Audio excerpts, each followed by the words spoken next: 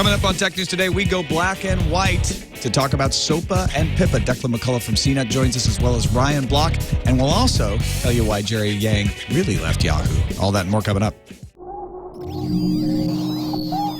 Netcasts you love. From people you trust.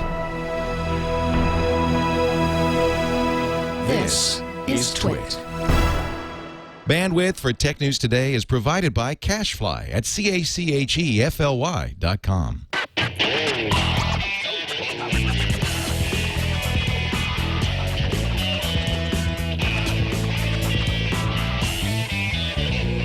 This is Tech News Today for Wednesday, January 18th, 2012.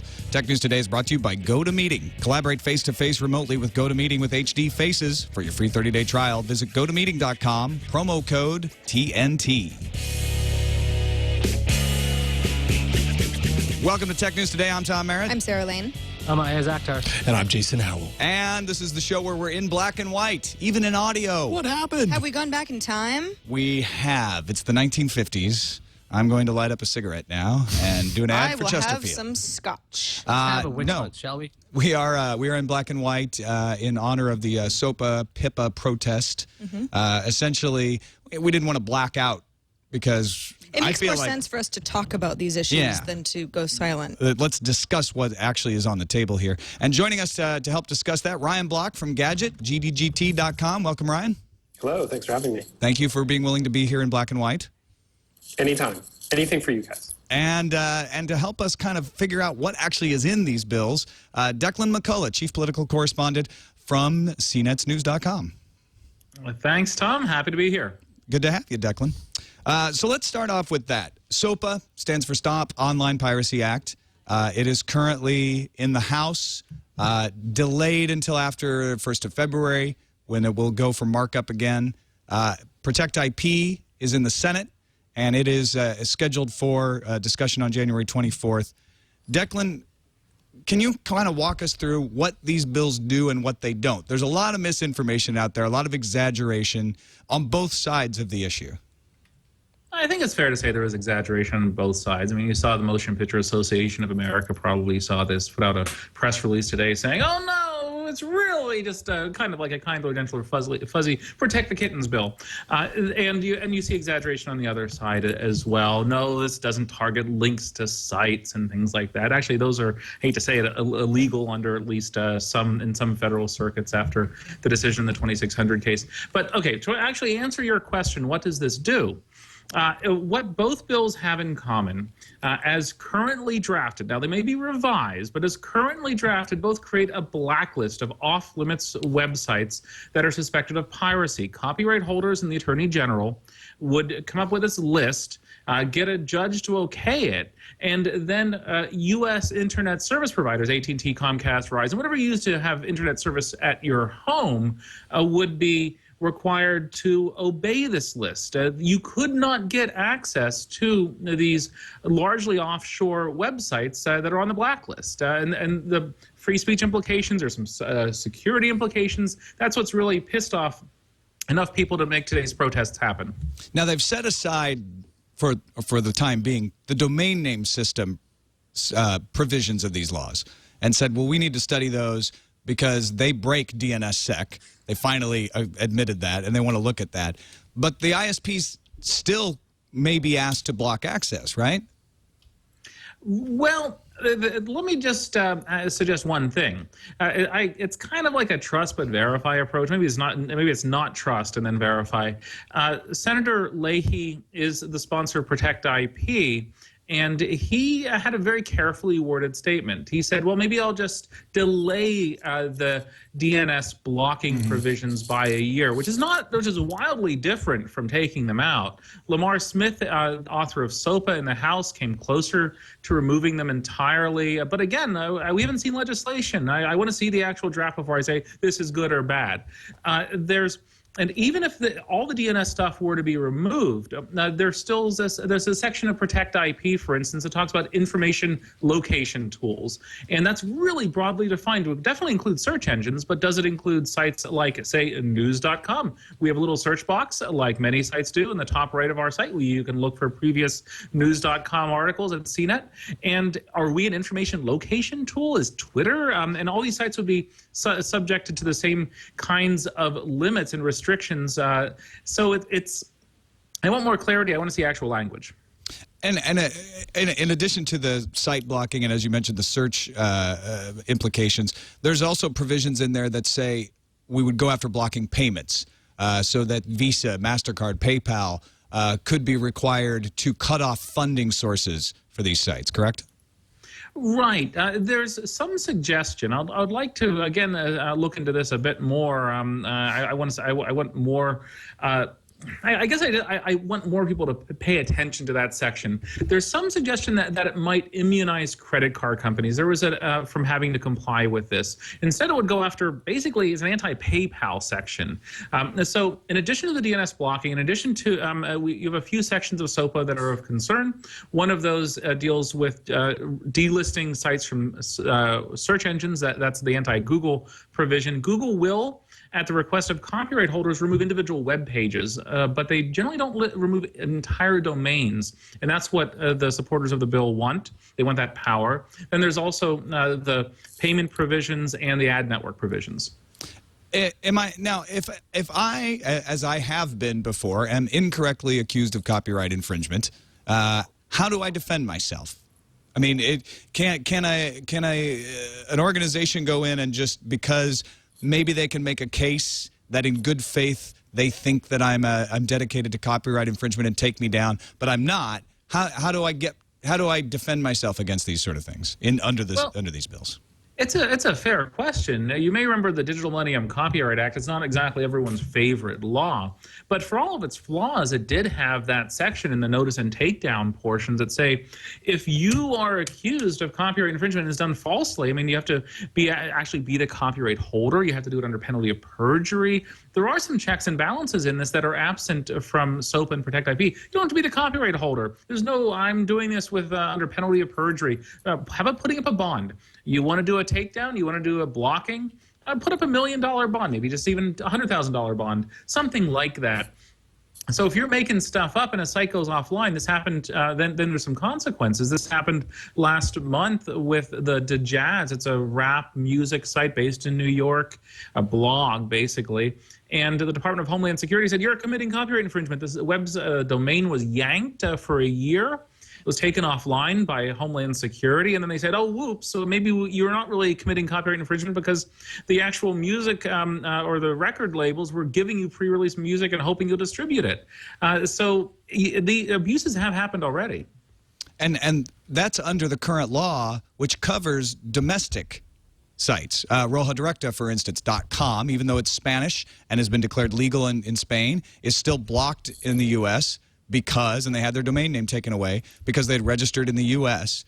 This is trying to kind of fill the gap, essentially. They're saying anything that is outside the U.S., like, for instance, twit.tv would fall under that category.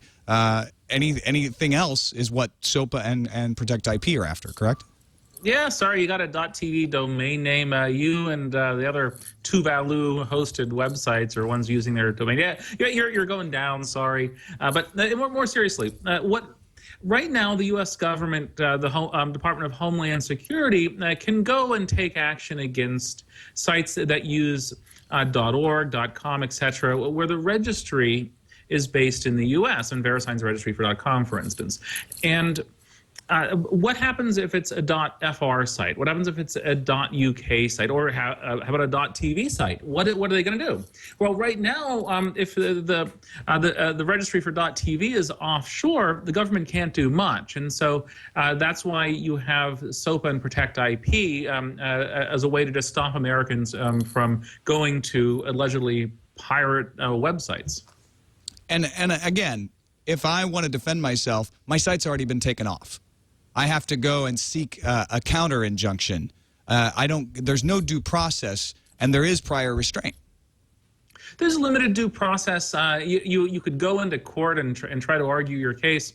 But this happened in the case of Iyaz, which is the site I just mentioned that was seized by DHS. They were taken offline for a year, even though Andrew Bridges, who's a partner at one of the largest law firms in the U.S., was defending them. I mean, even having, he was doing it pro bono, but even having really top-tier legal support it can still mean you're offline for a year. Sucks to be you. Now, there was a Klobuchar proposed law that got killed earlier this year that proposed making unauthorized streaming of copyrighted content a felony. I read today that language has been inserted into SOPA. Are you familiar with that? Right. It's the last third of SOPA if you look at it by the total number of pages in the bill. It's in there. It's not something that's been paid as much attention to because it's not probably as incendiary as the DNS blocking issues. And remember also that the initial version of SOPA is going through multiple revisions, and so it's kind of a moving target. It's a fluid situation. It's difficult to really say this is SOPA when are you talking about 1.0, 2.0, or maybe soon we're going to see 3.0. But 1.0 was especially incendiary because it said it talked about blocking so broadly that could include deep packet inspection. How do we know if you're going to be doing something wrong? We're going to have to look at everything you're doing. And does an ISP really want to do that? Probably not. Well, so if I understand it, what SOPA and Protect IP have in common is that they both say that anyone can go to a judge and get any site they want taken down out of search engines and off of payment processors and possibly blocked at the ISP level if they can make a good faith showing that they think they're dedicated to copyright infringement. Is that fair?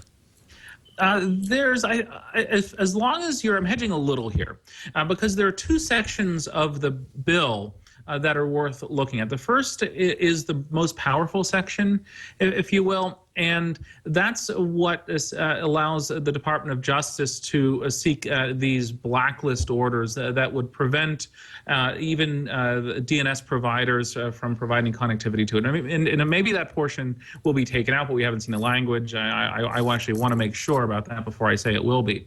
The second provision is what's called the private right of action section, and that would let copyright holders say, I'm gonna give a takedown notice to the payment processors and the advertising networks and so on, but it doesn't actually include the DNS blocking. Okay. So only the feds get to do that.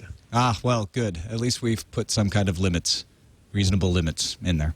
All right, Declan, thank you so much. Let folks know where they can read. You've been doing some excellent coverage of this at news.com. Let folks know where they can find you online. Yeah, news.com is an easy place. Twitter is Declan M, and Google Plus I should be easy to find. So yeah, thanks for doing this. It's a good show, and you're delved into the issues quite well, more than almost anyone else has. Well, thank you, Declan. I appreciate that. That's at Declan McCullagh at news.com. And let's continue on here with a little look at the for and against. Now, today, everybody's going dark in protest of SOPA. Well, not everybody, but a lot of sites going dark in a lot of different ways. Ars Technica has a nice, actually Ars Technica themselves, not going dark, but they turned their background black, and they are devoting the entire day's coverage to examining the issue of SOPA and Protect IP, and they have a good roundup of all the different sites that are going down. Google.com, even though Word had it yesterday that they would not be removing their logo, I mean, there's a tiny bit of the second G showing. It's behind. Right, yeah. But that's pretty much completely obfuscated. Yeah, WordPress.org gives you a splash page saying they protest the IP Act. Like you mentioned, Google is covered up by a black bar. There's a what was I going to say? Petition that you can sign at Google. Mm-hmm. Reddit completely down. Completely down. You go to technewstoday.reddit.com. You get SOPA and PIPA information, or at least for 12 hours. Wired blacking out their site. What are you guys doing over at Gadget, Ryan? We have a black bar up at the top. We didn't take the site down. I have very mixed feelings about taking sites completely down. I understand why people are doing it, and I think it's a very, very bold statement. I think that irritating people may not always be the best way to get them to win them over to your cause. But it's also, it's a statement that I think is worth being made. I really like the way that Ars Technica has played it. Yeah. Also, Boxy has 3 black boxes on its splash screen when you turn it off. Flickr's giving you a chance to turn your photos black if you want.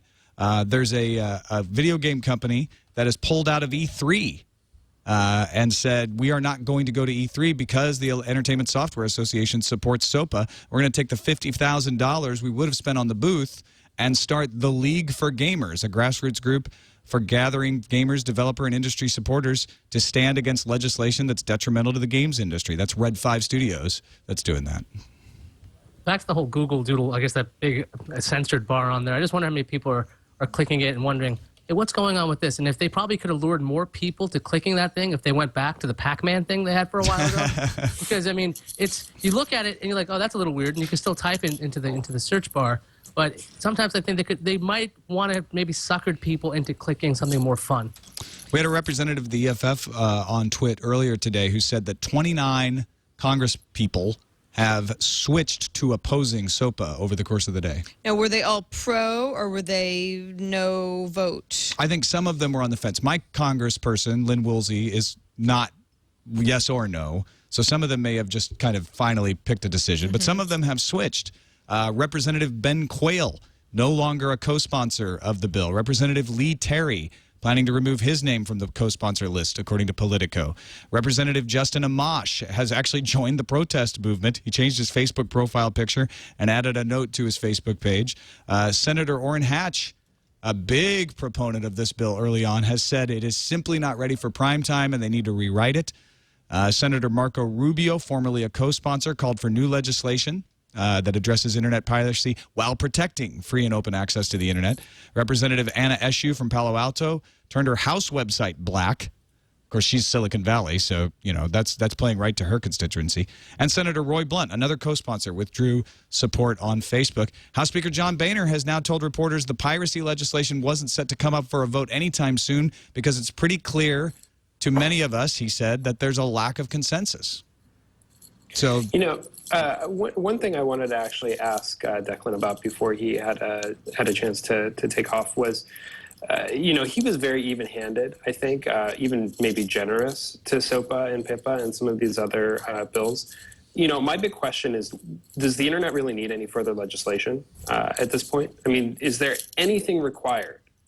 Really, I think, from the bottom up, for us to continue having the internet be a useful and functional place for content providers. I mean, we've already seen from an economic model standpoint that when convenience and openness trumps, closed and difficult means of acquiring content, people turn to piracy. So if we weren't going to legislation, but if instead we had private companies or any media company that is in support of SOPA instead trying to work on building better access to their content online, what's the point? What's the point of the legislation?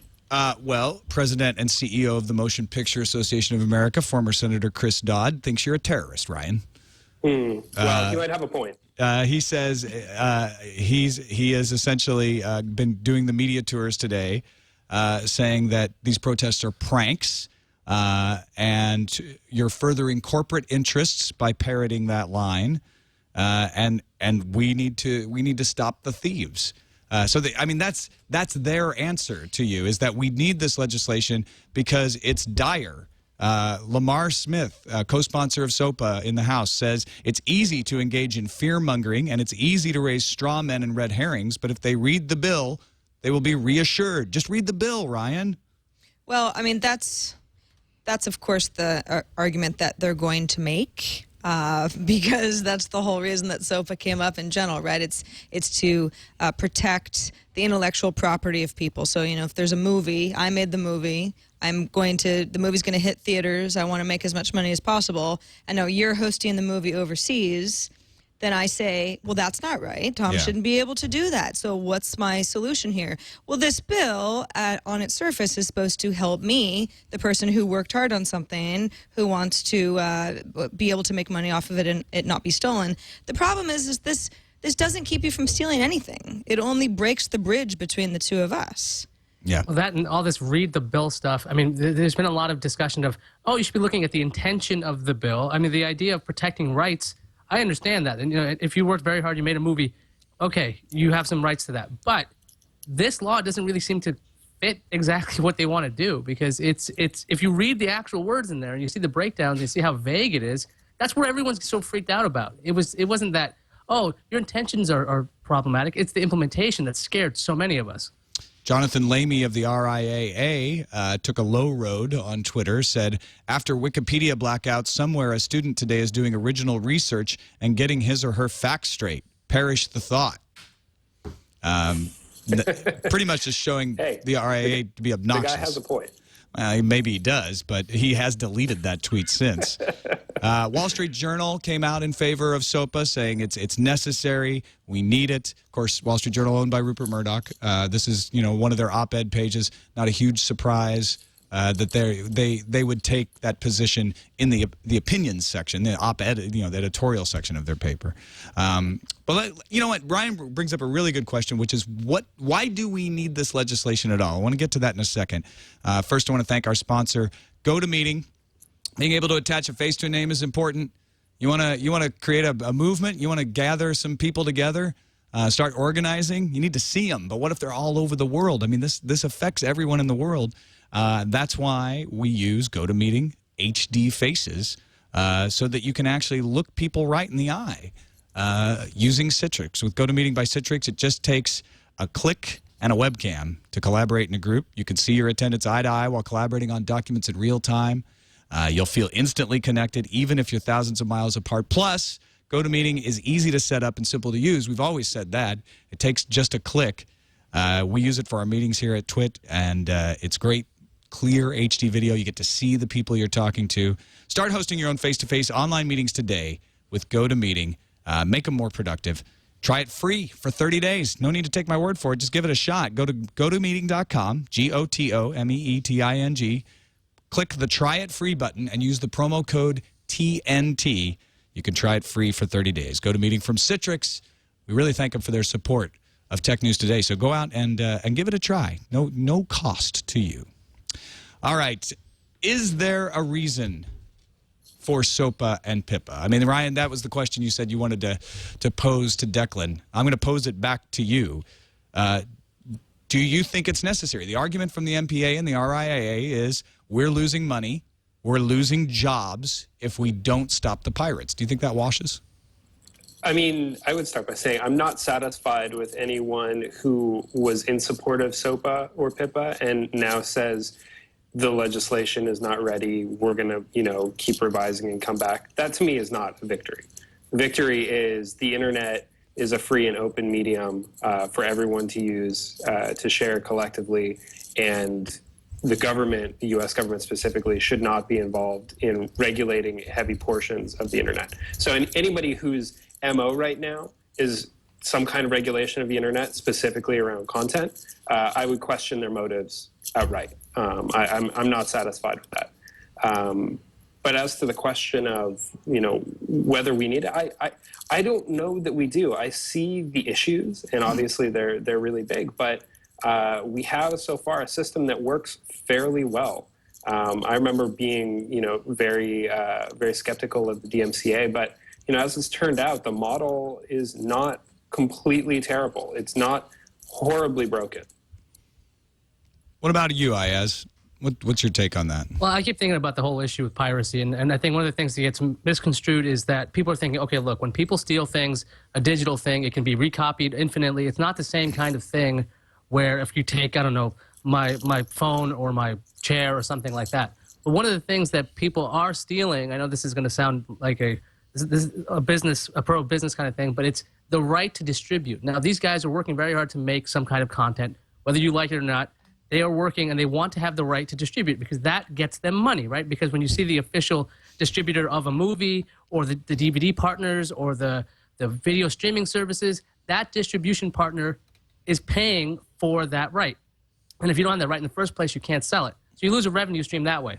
All that being said, the theft of distribution rights, effectively, again, this law doesn't address any of that.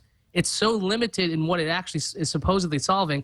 Plus, it's so easily defeated with things like with Firefox extensions or simply knowing IP addresses, or it doesn't solve the worldwide problem at all either, because it's not like piracy is the only problem in the United States, or it's only the largest problem in the United States. There's also other overseas areas that piracy will continue, and this law doesn't come anywhere close to stopping the real problem.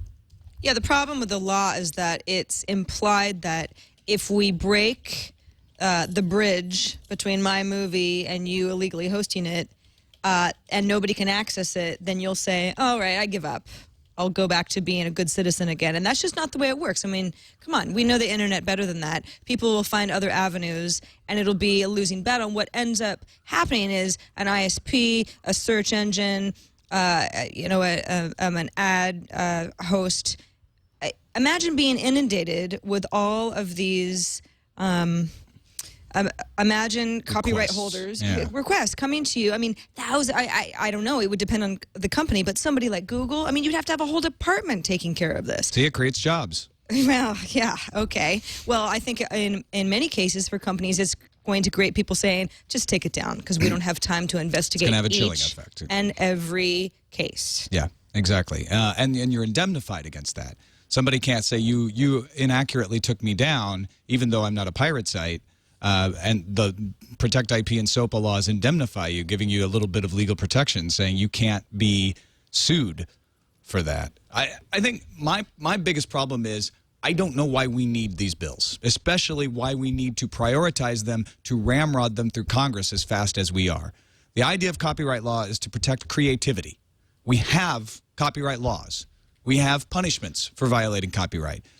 They're trying to tell you, they're trying to make it sound like we don't have any laws and it's anarchy out there. We do have laws. We do have laws against this. What they are upset about is they don't feel like they have enough oomph to enforce them. They're trying to fix the enforcement. But if you look at the underlying reason for copyright law, as I said, it's to encourage creativity. The Government Accountability Office has stated that it is difficult, if not impossible, to quantify the net effect of counterfeiting and piracy on the economy as a whole. That doesn't say it doesn't have a negative effect on the economy, but every time you hear a representative in support of SOPA and PIPA saying it's hurting the economy, they're lying. There's no evidence that it is hurting or helping the economy. Either way, we can't know. That's an unknown. Recent studies have shown that the content industries are actually weathering the recession better. Doesn't mean they aren't losing some jobs, doesn't mean they aren't losing some money in some cases, but they are doing much better in the current economic climate than most other industries. So again, they're not hurt as bad as other industries that aren't getting any help from the government, that aren't getting any rushed legislation. And SOPA and PIPA may in fact be unconstitutional. And Iyaz, I want your opinion on this, but I picked this up in one of the Ars Technica articles. Elrod versus Burns, 1973 Supreme Court decision states, if the state has open to it a less drastic way of satisfying its legitimate interests, it may not choose a legislative scheme that broadly stifles the exercise of fundamental personal liberties. So we're talking about speech here. I think SOPA and PIPA definitely are not the least drastic way that you could legislate enforcement of copyright infringement. Yeah, the thing is, these things have to be really narrowly tailored. If you're going to impede on something like free speech, you really have to have, like, it's got to be a very tight law. And that's another, keep going back to this. This is a very vague law, and vague laws don't stand up in challenges usually very well unless, I mean, they have to be not vague, and SOPA flat out is vague. So the problem is that even if it did get enacted, there would be this time period where it's still valid, right? So there'd be, somebody's going to get hit with some kind of SOPA takedown, and there will be some kind of repercussions until this lawsuit is settled, and that will take a long time. So to immediately challenge it and try to get the Supreme Court to review it, I mean, it's going to take a while to do that. So I guess I don't want to say like, oh yeah, even though if it went through, it'd be unconstitutional. You don't even want to get to that point in the first place, because if it shouldn't be passed, if it's unconstitutional and you realize that when you're drafting it, you're not supposed to pass it. Does anybody think there's any evidence that creative output has fallen off? I feel like there's evidence that creative output has actually increased. Yeah, I think there's absolutely evidence that creative output has increased, and we're seeing increased and new revenue streams for content providers online. Not just people who are doing it independently and creating free content, but for actual professional content creation companies who are able to distribute their media to televisions, routing around cable boxes through Xbox and Google TV and all these other mediums that did not exist just a few weeks ago, giving them additional control and much more direct mechanism for acquiring and billing customers than they may have had going through traditional media distribution mechanisms. Sure, it's like saying, what about the website Bandcamp? That's where artists can upload albums and merchandise for people to purchase, and they can set a price, or in some cases the bands say, sort of like a Radiohead model, well, you pay us what you think we're worth, that type of thing. Do all of those people feel like, well, if we can't keep people from not paying us anything, then we just stop making music. It's just not worth it. That's simply not true. Sites like Bandcamp are not going to operate the same way if they're in fear of being delisted or having their funding cut off because they make one mistake, or even a couple of mistakes, and get branded as dedicated to infringement. Yeah. What if a musician says, who's represented by a large album label, says, you know what, that song sounds like my song, take it down, that sort of thing. Felix Oberholzer G. of the Harvard Business School concluded that data on the supply of new works are consistent with the argument that file sharing did not discourage authors and publishers from producing more works, at least in the U.S. market. Let me take the devil's advocate side on this one. Sure. So it's a very unpopular one. Let me do it anyway. Okay, so just because the total amount of things that are coming out by creative artists, and it may be, you have more podcasts out there than television shows, or like whatever the actual, I guess, what this body of work is comprised of, might shift towards more self-created works, less labels, less produced content. Because I would imagine that if you were in fear constantly of losing your intellectual property, you may not be able to get the same kind of money from producers and backers if you keep finding out, okay, you don't have any distribution rights, you keep losing your stuff. So just because as a whole, the content isn't losing out, doesn't necessarily mean that we're getting the same quality of content. So that's just the devil's advocate side, and you can write angry emails to me later. Well, no, and that's a good point. Sadly, when in most of these studies that I'm talking about, they were looking only at the major industry. We can argue whether the major industry is actually quality or not, too. That's a whole different very true. A whole different part. But essentially, yeah, piracy is wrong. It's against the law. Already is against the law. The question is, do we need more enforcement because it is out of hand? It doesn't seem to be impeding our ability to produce content. It doesn't seem to be hurting the economy very much. And it doesn't seem to be eating away at the market more than other things like alternative sources of entertainment. So I don't see why we're prioritizing this over malware, over spam, over things that really are directly hurting. Identity theft. Why are we prioritizing copyright infringement? Well, I think we know the answer to that. It's money.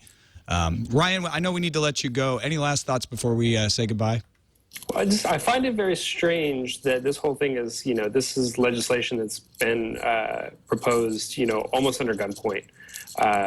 Everybody involved in it has been directly influenced in some way, or, the bill itself has been directly influenced by major content companies. Haven't seen any small content companies get really behind this. Haven't really seen users of the internet or of other media distribution mechanisms really get behind this.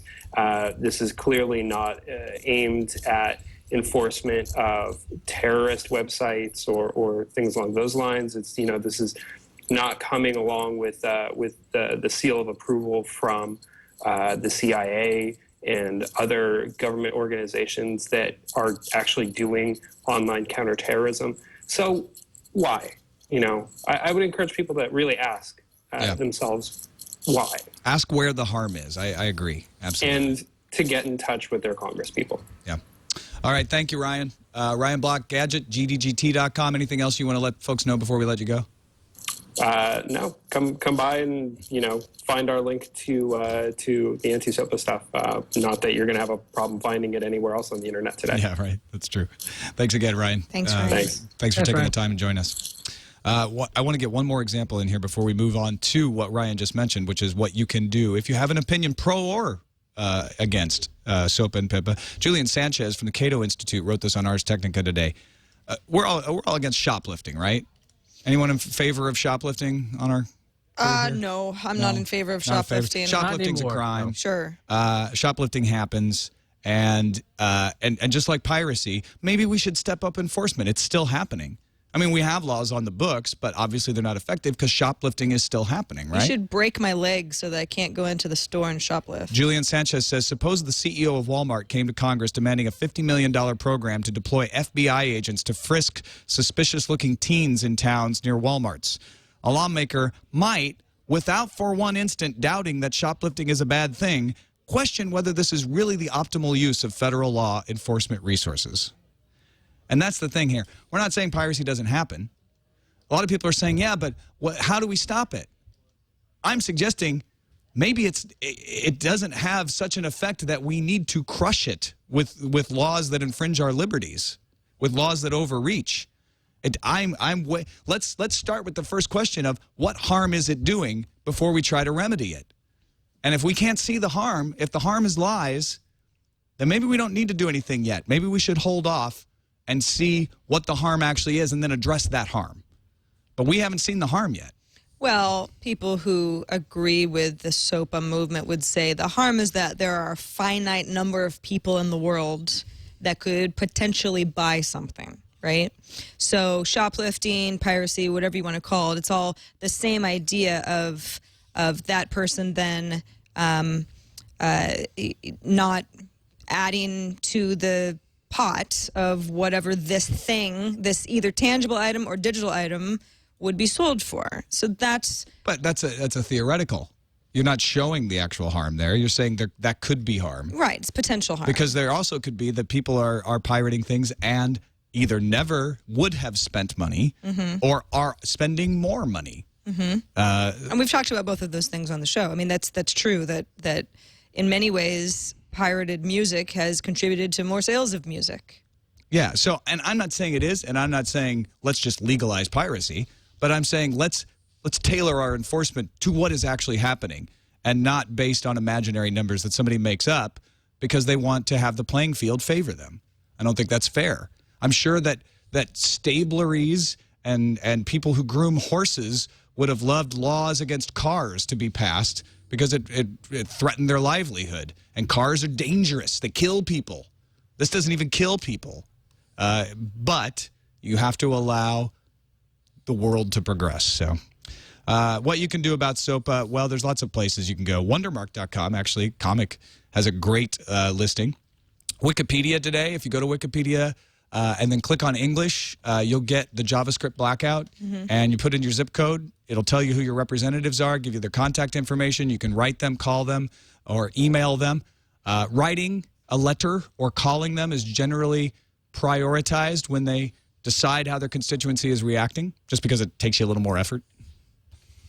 I didn't call today because I wanted to save my voice for the show. It's kind of funny how more the act of mailing a letter and putting a stamp on an envelope carries more weight than an email. I guess it's because it's less convenient for people, but it truly does almost send a bigger message because it's something physical, something to keep in mind. There's also a good site, projects.propublica.org/SOPA. It lets you know where your representatives stand, whether they're for or against SOPA. If you don't see them, that means they haven't stated a position about it. And there's lots of different sources. CNET, news.com has some. Ars Technica has some. So we'll put these in our show notes at twit.tv/TNT. Finally, what if you're annoyed by all of this, as some of you are? Probably aren't listening anymore because you're sick of hearing about it. If you want to use Wikipedia, now a lot of you will probably be listening to this tomorrow morning and it's too late, but if you want to use Wikipedia, there's lots of ways to get around the blackout. Look at the page source. Yeah. All the text is still there if you've got to finish that term paper. You can turn that off report on the the black rhino. You can turn off JavaScript. That too. But as it's loading, feverishly press escape, because that's a splash screen that shows up on top of the actual entry, so you can still see it back there if you hit escape fast enough if it doesn't load. Yeah, and just stop it from loading. You can use Google Cache. That Click too. on the cached pages. So yeah, there's lots of ways to get around the blocks. Also, Google has slowed down their algorithm today, so that if you are blacking out your website, you won't get hurt in the search engine rankings, they think. Or less. Yeah. Less of a page rank We're issue. being told that the mobile version of Wikipedia is not blacked out, That's true.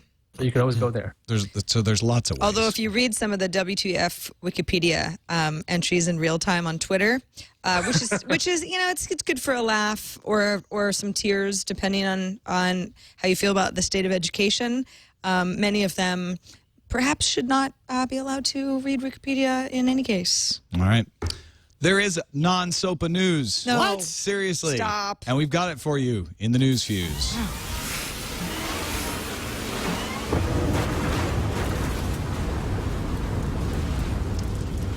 Well, we knew Samsung would have something to say about the reports that they might acquire RIM, and here's what the spokesperson said. We haven't considered acquiring the firm and are not interested in buying RIM.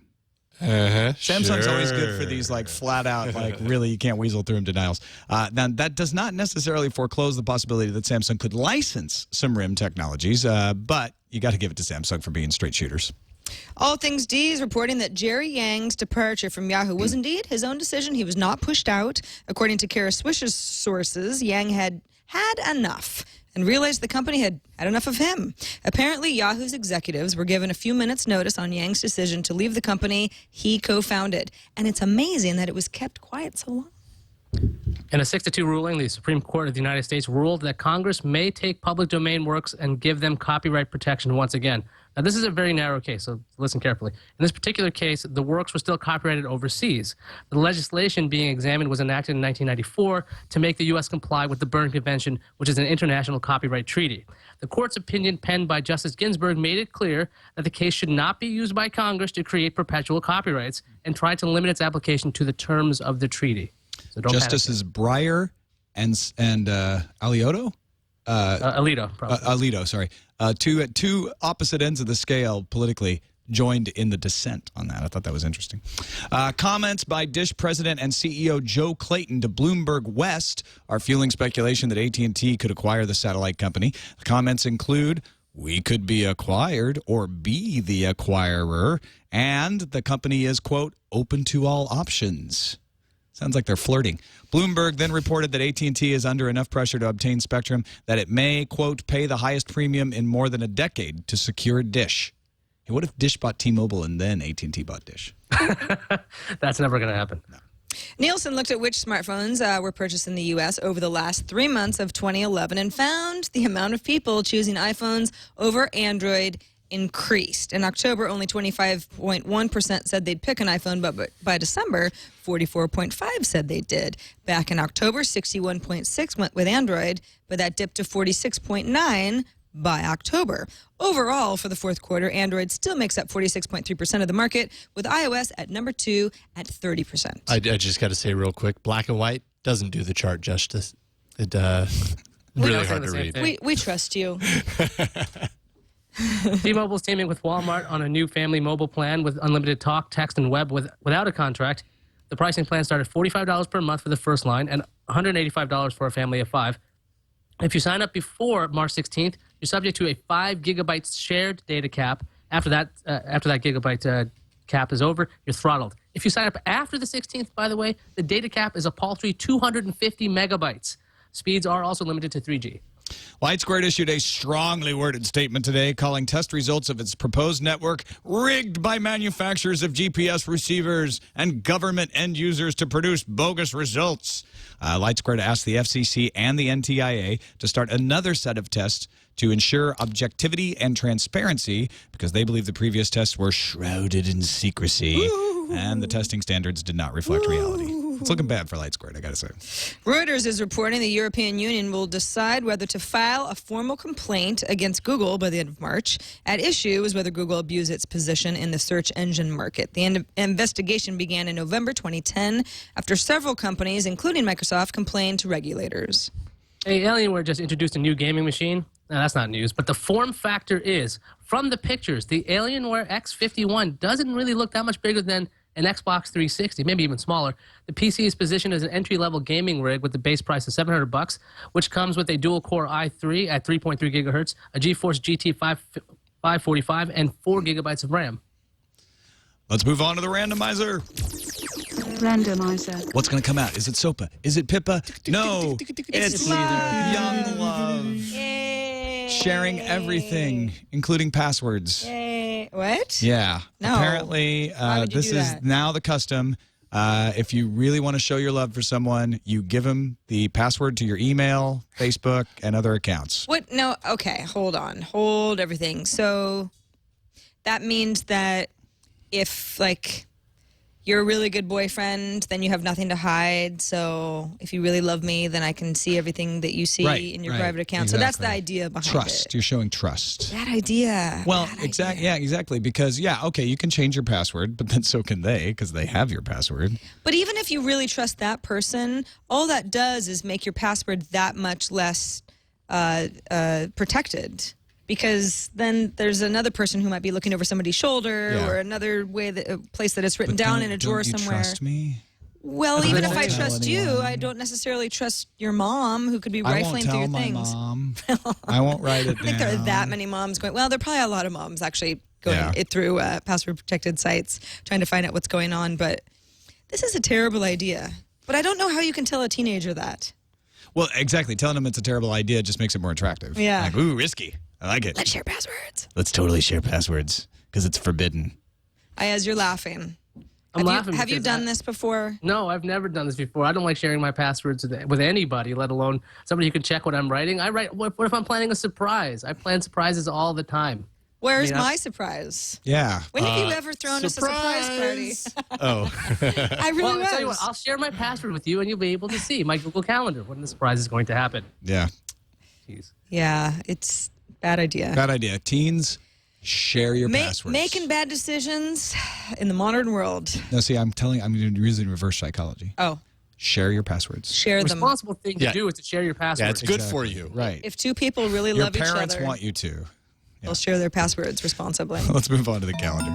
Star Trek Online is now offering a free-to-play model known as the Silver Level. So all sectors, missions, PvP access, weekly episodes, classes, joining guilds, playable species, and Klingon play, all free as long as you don't mind seeing some advertisements while you're playing. Are the advertisements for things like Rakticino and I know Rigel you'd 7? like me to say yes, but unfortunately they're just regular advertisements. That's why it's free. So you can, of course, level up to the gold model if you don't want to see any advertisements, but that won't be free anymore. But go have fun. Apple's education event is tomorrow, 10 a.m. Eastern, at the Guggenheim Museum in New York City. We'll definitely have a wrap-up here on TNT. You know we will. And Intel and Microsoft are both reporting fourth quarter earnings tomorrow. Wall Street's cautious considering the sluggish PC market, but we'll see if enthusiasm for Ultrabooks on the Intel side, Windows 8 on Microsoft side translate into some healthy numbers. And the LG Spectrum, which is an LTE phone, not a clone, just a regular phone, is coming to Verizon January 19th for $200. No ice cream sandwich. Does have a nice 4.5-inch display, Qualcomm 1.5 gigahertz dual-core CPU, a nice rear cam, front cam, and the first device that features ESPN Score Center content in HD. Very nice. Yeah. Let's move on to incoming. Incoming message. We got some emails today. We did. You did, yeah. You want to read one? Okay, I guess I will. First one from Marlon, that guy from Trinidad, says, hi, TNT crew. Happy Blackout Day. Happy Blackout Day to you too, Marlon. I just wanted to give you quick feedback on how the blackout is being perceived outside the U.S. In a word, annoyed. At least in my workplace. In our lunchroom today, I was asked to explain by some staff members, what the hell is SOPA? Why is it preventing them from getting the info they want from Wikipedia? Note that even though the link to learn more information is there, they say they couldn't be bothered to click it. After giving them a brief explanation and telling them how it could affect them in the future, the bill is passed, and and thanks to TNT for the info over the last couple of weeks so that I had an explanation. They were just interested to know when would Wikipedia be back up and running. After I told them tomorrow, they were happy and resolved to visit it when all this foolishness was over. Now, granted, Trinidad and Tobago is not the direct target for these protests, but neither was general staff interested or cared about SOPA. As a side note, also, the only mention I saw SOPA on my social networks were from my tech friends in the U.S. and 2 in Kuwait. I thought you'd like to know. I don't think Trinidad and Tobago is alone here. I think there are a lot of people who don't like it when things become inconvenient online, especially if they love Reddit. Hey, how am I going to laugh today? They love Wikipedia. Hey, how am I going to learn about these things I need to learn about today? When's this all going to be over? That's sort of the point of making statements like this is you kind of have to almost jerk people awake. And SOPA and PIPA specifically target foreign companies. So if you're like, why should I care? It's because it affects your countries, not ours, or your companies in your countries, not ours. Right. Last email from Kimberly. We need to show the other harm this legislation could do to civil rights. In my first letter to my senators and representative, I cited what happened to TNT under the DMCA when someone did not like your coverage of an issue. The responses I got back from their offices proved to me this argument made an impact. We need them to see how corporations and government have abused the DMC takedown notice system to silence opposition. Is it possible to document these abuses so we can use the information in our letters to our senators and representatives?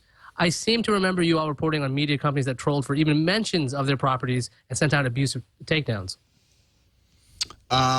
Yeah, I would like there to be a repository. Maybe there is one out there that I'm not unaware of, but it'd be great to have one place that collects all kinds of incidences like this so that you could use them as an example or point to them when writing to your representatives or trying to educate people of takedowns that were incorrect. The DMCA, has its flaws. And I think if we point out that really going beyond the DMCA is not the way to go because of these issues, that would help. Yeah, if anyone knows of anybody who's compiling that sort of information, let us know. All right, that's it for this edition of Tech News Today. You can submit stories for us to cover when Reddit comes back after their protest at technewstoday.reddit.com. Right now, as we're doing the show, they're actually showing their SOPA and PIPA protest. But technewstoday.reddit.com will be back this evening, actually. And you can find us on the web, twit.tv/TNT. You can email us. Our email address is tnt@twit.tv, and you can give us a call and leave us a message, 260-TNT-SHOW. Big thanks to Ryan Block and Declan McCullagh for joining us on the show today, and I hope this helped you understand the issues better. We'll be back to normal format tomorrow. We'll see you then.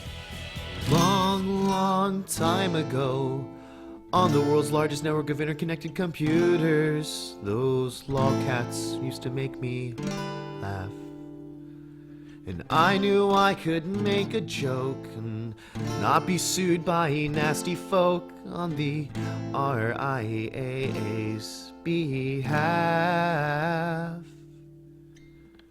Then along came SOPA PIPA, the internet's very own Grim Reaper.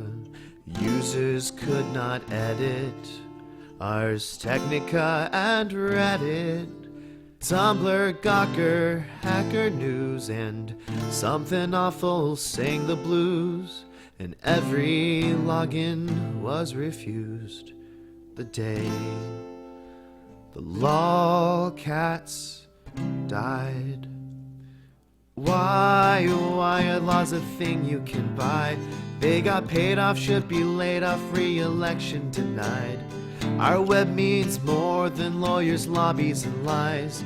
So speak up before the internet dies. Speak up before the internet dies. Can you write a decent law? Do you care about copyright at all? Or just win it back your seat? Content will begin to ebb. You'll watch the slow death of the web, and you'll be left with nothing more to tweet. Well, I know it's looking pretty grim, 'cause they'll tear our culture limb from limb. There's too much damn support. Oh, this law we must abort. Oh, we can't let lobbies run amok with our series of tubes and that big dump truck. And I know some folks who want to give the day the lolcats died. I hear you saying why are laws a thing you can buy? They got paid off, should be laid off, free election denied. Our web means more than lawyers, lobbies, and lies. So speak up before the internet dies. Speak up before the internet dies. Why are laws a thing you can buy? They got paid off, should be laid off, free election denied. Our web means more than lawyers, lobbies, and lies. So speak up before the internet dies. Yay. Hey. We're going to have to take that show down now. You're bringing the hammer down. Ah!